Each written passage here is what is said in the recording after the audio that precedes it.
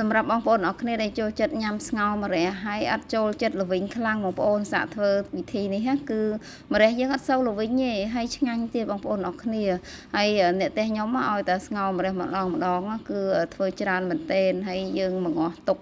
ឲ្យវាកាន់តារៀងផុយឲ្យលួយបន្តិចកាន់តែឆ្ងាញ់បងប្អូនតែថ្ងៃនឹកឃើញតាមម្ហូបនឹងឯងបងប្អូនអរគ្នាអើយបើថានឹកអត់ឃើញទេទៅផ្សារវិញដល់1ម៉ោង2ម៉ោងទិញម្ហូបមិនតាន់ហើយផងបើថាយើងនឹកឃើញទៅពីផ្ទះអញ្ចឹងដឹងថាទៅទិញម្ហូបគឺលឿនមែនទែនហើយស្ងោរម្រះថ្ងៃនេះយើងដាក់ជាមួយនឹងសាច់ជ្រូក3ជាន់និងសាច់ស្មាមុខបងប្អូនអរគ្នាតែខ្ញុំអត់បានជាមួយនឹងមីស៊ូទេបងប្អូនអរគ្នាដោយសារតែខ្ញុំមកងាស់រៀងយូរអញ្ចឹងទៅពេលងាស់ចុះឡើងអញ្ចឹងហើយមីស៊ូយើងវារីអញ្ចឹងបងប្អូននិយាយទៅអត់សូវចូលចិត្តដែរអញ្ចឹងខ្ញុំដាក់ហ្មងទៅហើយជាដំបូងហ្នឹងចាប់ផ្ដើមយកស្មាមុខនិងសាច់3ជាន់ហ្នឹងយើងយកមកក្លុកវាឲ្យរៀងម៉ត់បន្តិចមកបងប្អូនហើយបន្ទាប់មកខ្ញុំថែមគ្រឿងប៊ីចេងរ៉ូឌីអំបិលបន្តិចហើយយើងដាក់ជាមួយយើងហ៊ីវហើយប៊ីហើយ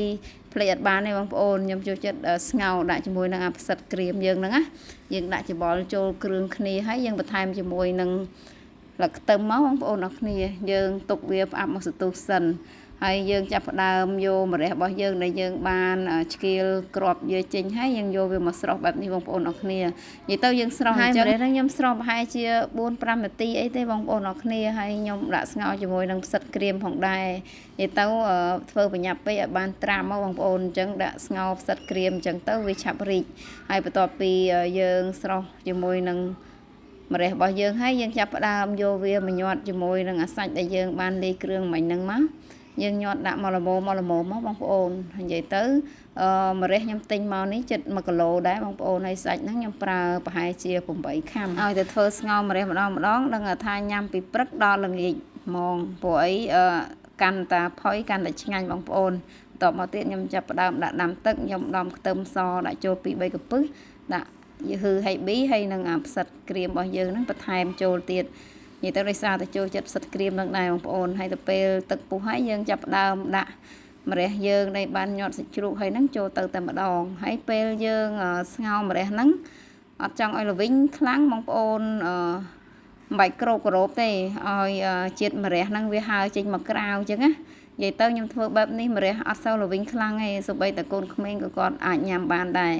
ហើយយើងបន្ថែមគ្រឿងរសជាតិតាមយើងចូលចិត្តមកបងប្អូនតែប៉ុណ្ណឹងគឺស្ងោរម្រះយើងឆ្អិនរួចរាល់ជាការស្រេចតែម្ដងនិយាយទៅបងប្អូនដែលថាអត់ចូលចិត្តល្វីងខ្លាំងបងប្អូនអាចសាកធ្វើតាមវិធីនេះបាន